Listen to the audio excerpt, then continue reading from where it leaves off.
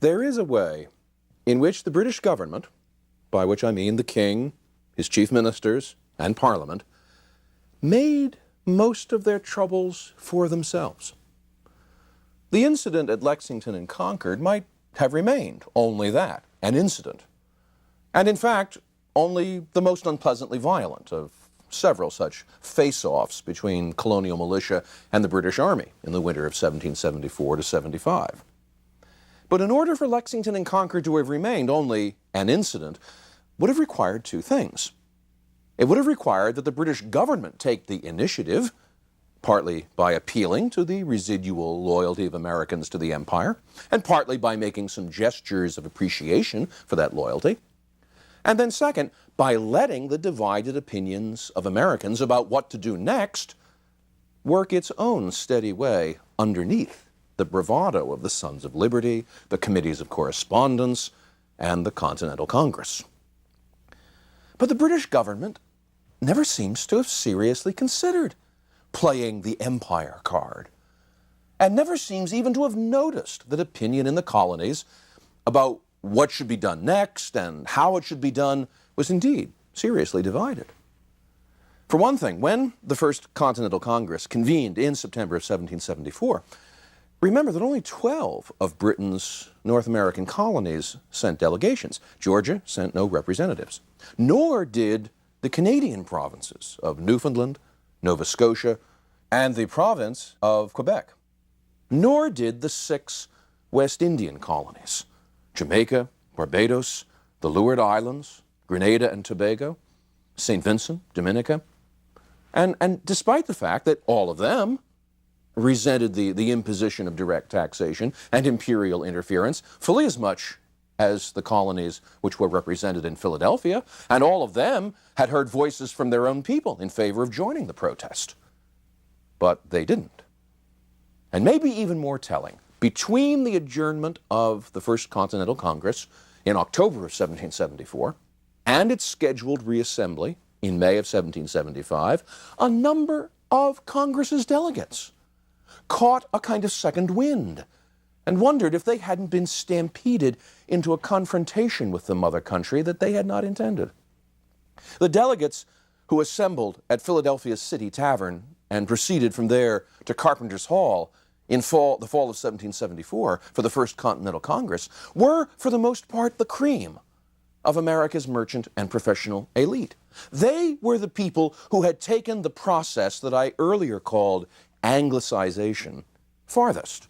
They wore British fashions, they read British books, they sometimes affected British accents, and they resented the tax schemes of Grenville and Townsend as much for the suggestion that America consisted only of plantations as for the price that it exacted from their pocketbooks. They had not come to Philadelphia to make a revolution. They thought they had come to Philadelphia to prevent Parliament from making one, or at least one that would upset all their hopes to be considered equal partners in the business of the British Empire. The members of the Continental Congress were unused to working with each other. Most of them, in fact, were unknown to each other. And they were more likely to see the Congress as a place to defend their particular colony's interests in this crisis, not to serve some larger political purpose. The problem was that larger political purposes were already starting to take shape, whether they liked it or not. When Paul Revere clattered into Philadelphia on September 16, 1774, with a copy of the Suffolk Resolves in hand, a fault line cracked open within the Congress between those who wanted to do more and those who wanted to do less, regardless of what colony they represented. There is no good vocabulary to describe these two sides. They're often called conservative and radical, or Whig and Tory, or loyalist and patriot. But two sides there were. And the adoption by the Congress of the Suffolk Resolves put the initiative, however slight, in the hands of the radicals. So at first blush, it was possible to be amused by Sons of Liberty disguising themselves as Mohawks and pitching tea into Boston Harbor, or calling out the militia at Lexington and Concord.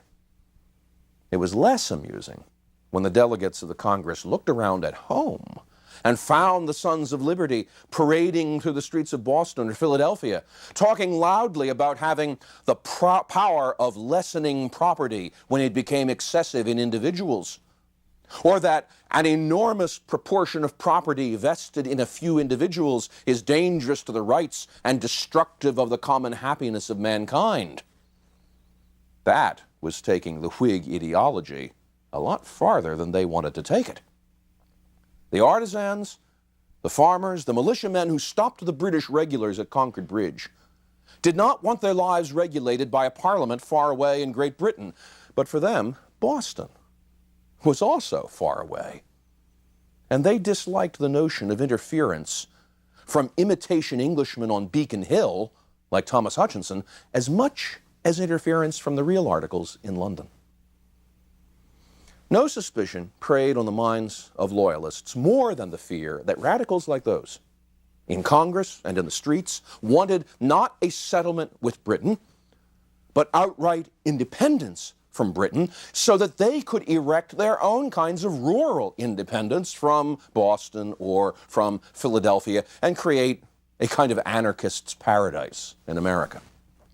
We think our parent state wrong with respect to some acts of Parliament, explained Thomas Wharton, a prominent Philadelphia merchant. Yet we have reason to believe she will ever redress our grievances when properly stated. But what redress is to be expected? What civil or religious liberty enjoyed should others gain the ascendancy? Loyalists like Wharton were seeing ghosts for bed sheets because in 1775 there really was no organized commitment to independence, and there still seemed plenty of room for negotiation with the British government. Alas for Thomas Wharton, the British government sabotaged everything he hoped for. When the Second Continental Congress gathered in Philadelphia on May 10th, 1775, the clash at Lexington and Concord was less than a month old, and New England militiamen had clamped down on the Redcoats an unofficial closure of all the exits from Boston. With the pall of Lexington and Concord still in the air, the Loyalists were in a much poorer position than they would have been the previous September. When Congress drew up a formal statement of the reasons why Americans had resorted to violent resistance, the Loyalists in Congress managed to have most of the radical language taken out. But after that, everything, for them anyway, went downhill. On the night of June 16, 1775, the New England militia across the Charles River from Boston quietly began entrenching on the hills of the Charlestown Peninsula, hills known as Bunker Hill and Breed's Hill. These hills overlooked the British garrison in Boston. And on the morning of June 17th, General Thomas Gage gathered 2,200 men out of his small force of British regulars, put them under the command of Major General William Howe, and ferried them across the Charles River to chase the Americans away. And they did just that, but only after having to make 3 separate assaults, losing 226 killed and 868 wounded, almost half the entire attacking force. For anyone who imagined that Lexington and Concord was a fluke, like the Braddock defeat 20 years before, the fight at Bunker Hill was a rude awakening.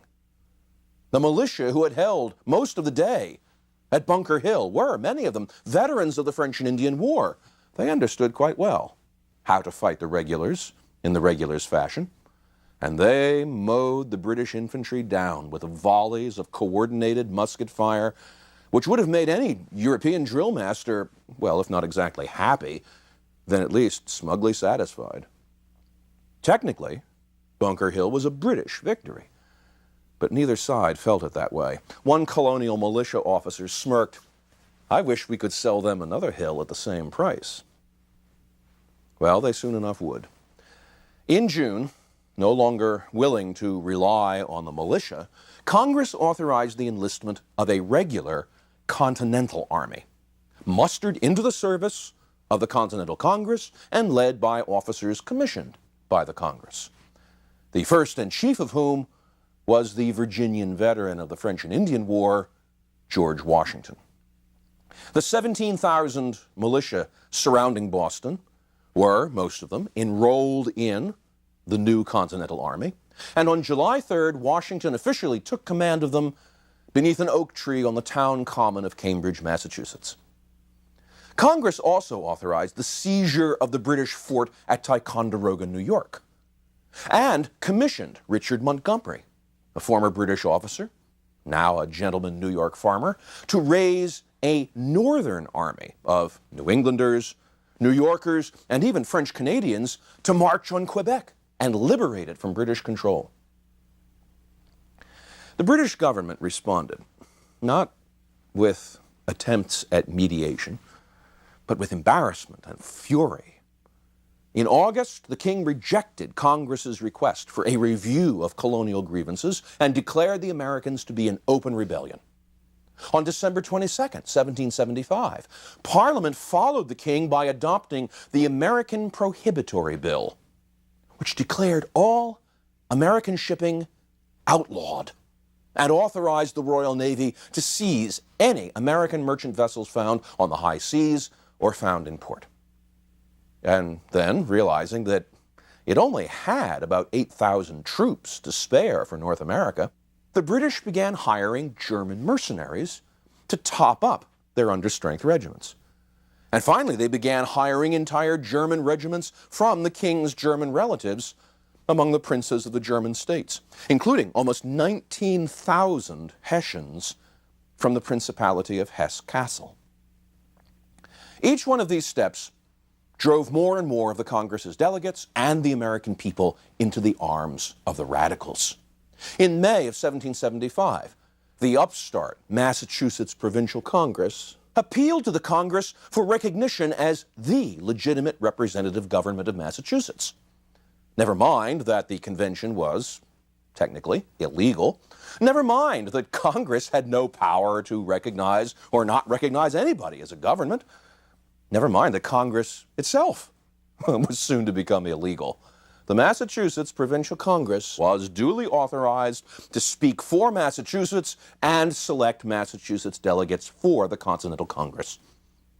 At which point, Congress took a further step and authorized any of the colonies represented in the Congress to go and do likewise. On May 10, 1776, Congress gave a general sanction to the colonies it represented to establish new governments. And on May 15th, Congress resolved that the exercise of every kind of authority under the Crown should be totally suppressed, and all the powers of government under the authority of the people of the colonies. Well, one by one, the colonies followed the Congress's direction. New Hampshire, in October 1775, installed a new government and constitution, followed by South Carolina and Virginia, and then a rush of new governments, sweeping out the old royal or charter establishments and setting up new popular governments, some of which, like Rhode Island and Virginia, declared themselves independent states.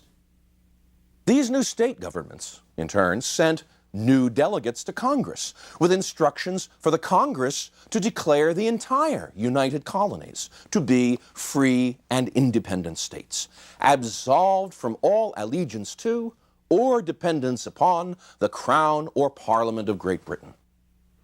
On June 7, 1776, Virginia delegate Richard Henry Lee formally moved that these colonies are, and of a right, ought to be free and independent states. And to that end, Congress formed committees to devise a plan for a confederation of the states, to seek out foreign alliances, and to prepare a formal declaration that would embody Lee's resolution on independence as a diplomatic announcement to the world that a new sovereign nation had come into being. Now, of these three major committees, the Committee on Foreign Alliances was understood to be the most important, while the Committee on Writing the Rules for a New Confederation Supergovernment came in as a quick second. The Committee for Writing the Declaration lagged behind as a distant third, and it's not hard to see why this should have been so. A Declaration Committee was only going to fiddle around with Lee's resolution. It was only going to draw up what lawyers call a declaration to precede, preface, and explain Lee's independence resolution.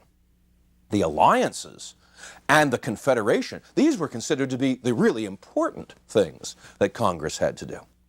So for that reason, the most prominent members of the Congress grabbed for the first two committees. John Adams made sure that he was going to be on the Committee for Alliances. John Dickinson made sure that he would be writing the material for the Confederation, while the Committee on Writing the Declaration, even though it included Benjamin Franklin and John Adams, pretty much referred the job entirely to a quiet, lanky member of the Virginia delegation, Thomas Jefferson.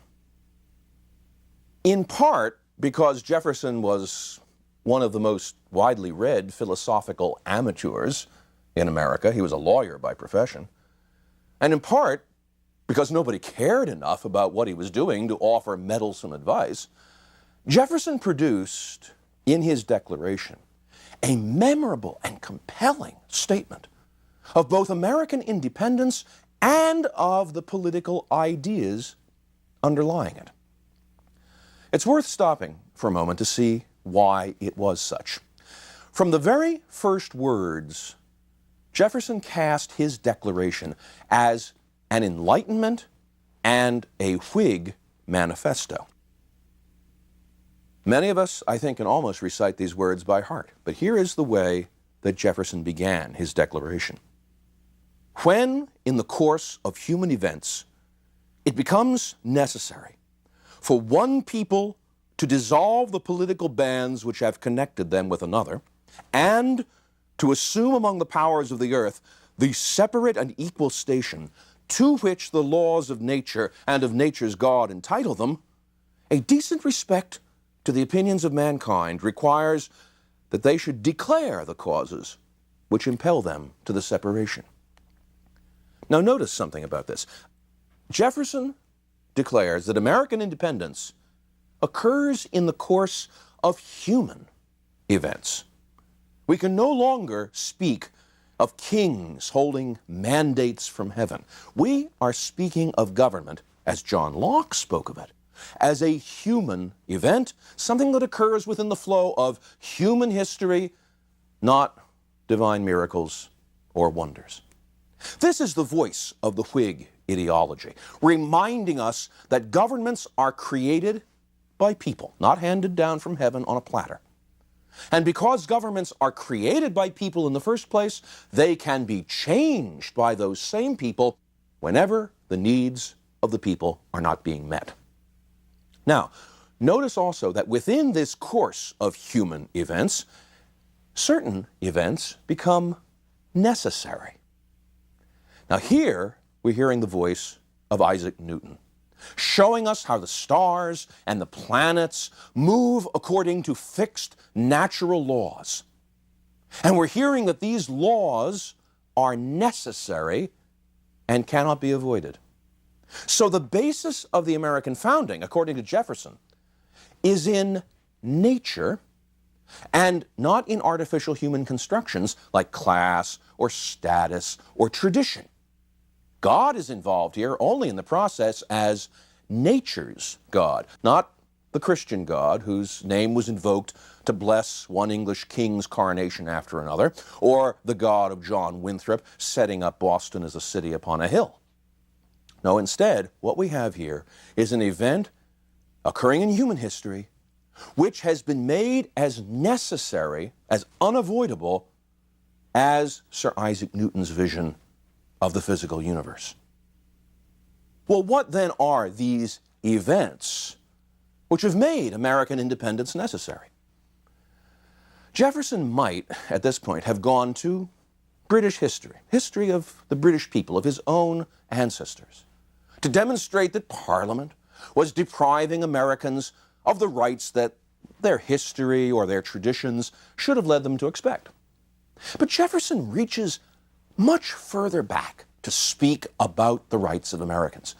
Jefferson is not content merely to appeal to historic British rights or traditional British rights. He appeals to the rights embedded equally in every human being.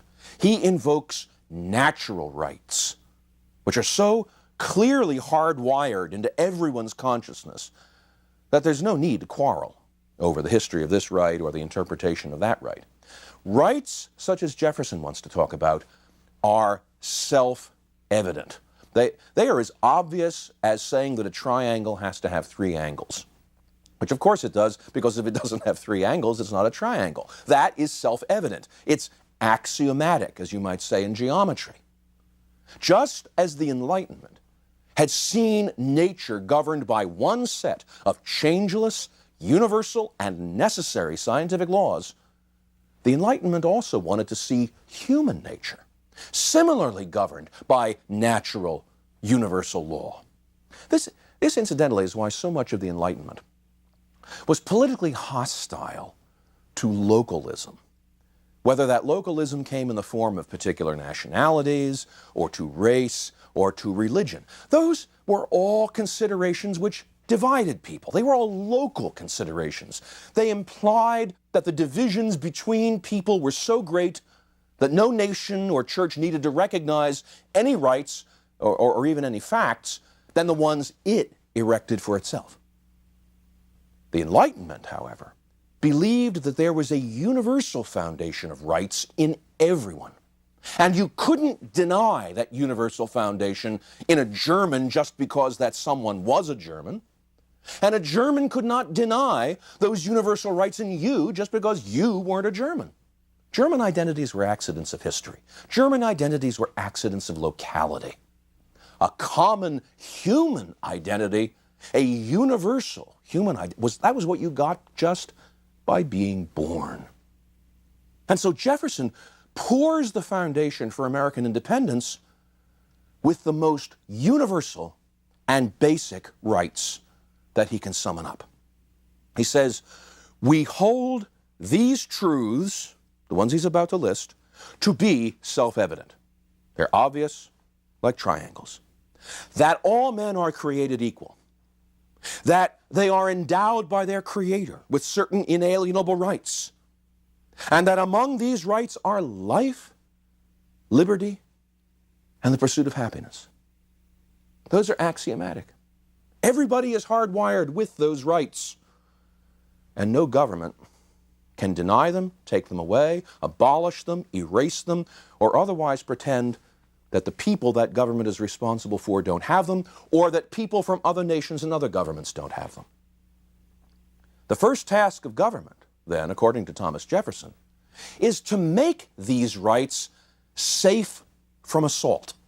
That's the primary task of a government. Make those rights secure. Life, liberty, pursuit of happiness. Principal job of a government is not to glorify the king. It's not to glorify the historic traditions of your people or your race or your nationality or your church. The first task of government is to make those rights safe from assault by anyone, foreign or domestic. And if a government doesn't make those rights secure, then, Jefferson goes on to say, it is the right of the people to alter or to abolish it. Now, according to Jefferson in the Declaration, violating these natural rights was the first offense of the British government. Whatever else the British government did that was wrong, well, that was going to come later. Everything else, from the Stamp Act on down to, and Jefferson goes on to list them, suspending our legislatures, transporting large armies of foreign mercenaries to complete the works of death, desolation, and tyranny. Those very specific violations of British law, British rights, British tradition, those are merely the icing on the cake. They're merely the inevitable consequence of the first violation of those fundamental rights that everyone shares by nature. So the crime that Britain has committed is not just a crime against individual British subjects, or an inconsistency with British history or British procedure. It is a crime against human identity itself. Because human identity is bound up with life, liberty, and the pursuit of happiness, and all of those things are what Britain has put in jeopardy in America. It's for these reasons, Jefferson concludes, that the colonies deserve, and in fact, they must, absolve themselves of all political connection to Great Britain and to become free and independent states. Congress, after Benjamin Franklin made a few prudent surgical recommendations to Thomas Jefferson, Congress picked up Jefferson's Declaration of Independence and voted to adopt Richard Henry Lee's independence motion on July 2nd, 1776. Following that, on July 4th, after chopping and hacking at what Jefferson thought were the best parts of his declaration, on July 4th, 1776, it voted to approve Thomas Jefferson's Declaration of Independence. Although the work of the other two committees appeared at the time to be substantially more important, neither of them succeeded in 1776 as grandly as Jefferson's declaration. John Dickinson dominated the Committee on the Confederation, which was important not only for keeping the newly independent states united in the face of the British enemy, but also because it would be impossible to expect economic and military aid from other countries if there was no government in the colonies for European nations to recognize. The Articles of Confederation, which Dickinson's committee finally offered to Congress in August of 1776, were largely Dickinson's work, but they were a haphazard affair at best.